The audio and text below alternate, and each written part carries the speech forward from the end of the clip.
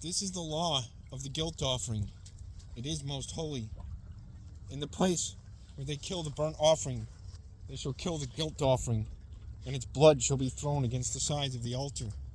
And all its fat shall be offered, the fat tail, the fat that covers the entrails, the 2 kidneys with the fat that is on them at the loins, and the long lobe of the liver that he shall remove with the kidneys. The priest shall burn them on the altar as a food offering to the Lord. It is a guilt offering. Every male among the priests may eat of it. It shall be eaten in a holy place. It is most holy. The guilt offering is just like the sin offering.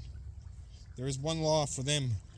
The priest who makes atonement with it shall have it, and the priest who offers any man's burnt offering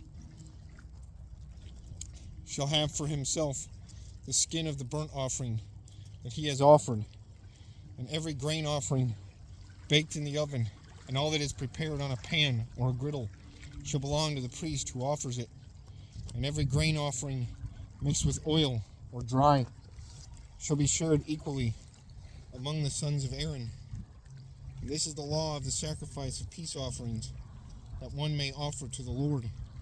If he offers it for a thanksgiving, then he shall offer with it, with the thanksgiving sacrifice, unleavened loaves mixed with oil, unleavened wafers smeared with oil, and loaves of fine flour well mixed with oil. With the sacrifice of his peace offerings for thanksgiving, he shall bring his offering with loaves of leavened bread, and from it he shall offer 1 loaf from each offering as a gift to the Lord.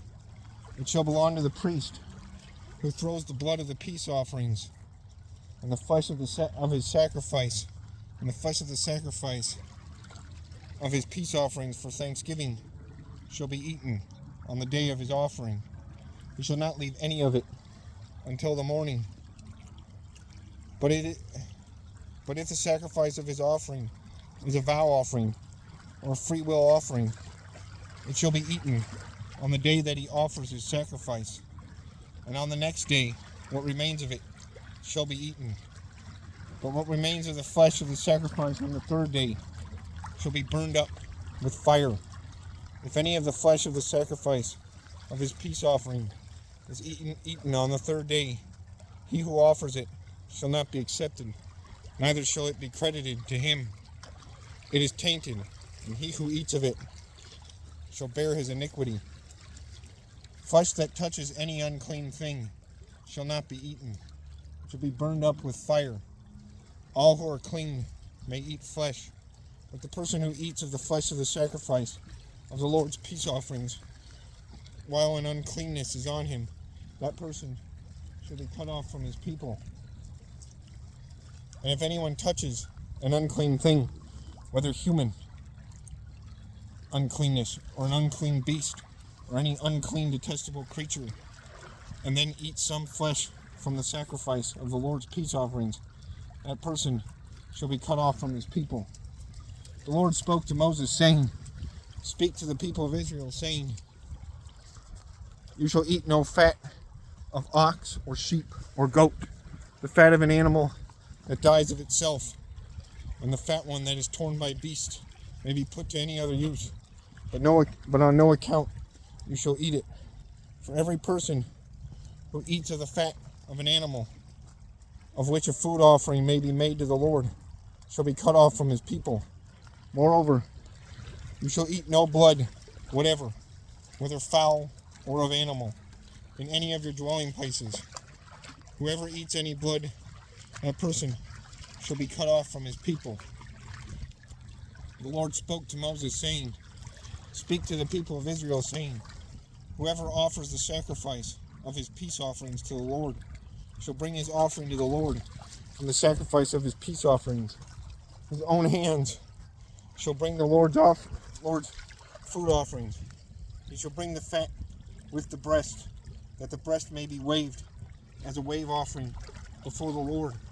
The priest shall burn the fat on the altar, but the breast shall be for Aaron and for his sons, and the right thigh you shall give to the priest as a contribution from the sacrifice of your peace offerings. Whoever among the sons of Aaron offers the blood of the peace offerings and the fat shall have the right thigh for a portion. For the breast that is waved and the thighs that is contributed, I have taken from the people of Israel out of the sacrifices of the peace offerings, and have given them to Aaron the priest and to his sons as a perpetual due from the people of Israel. This is a portion of Aaron and his sons from the Lord's food offerings, from the day they were presented to serve as priests of the Lord. The Lord commanded this to be given by them to the people of Israel from the day that he anointed them. It is a perpetual due throughout their generations.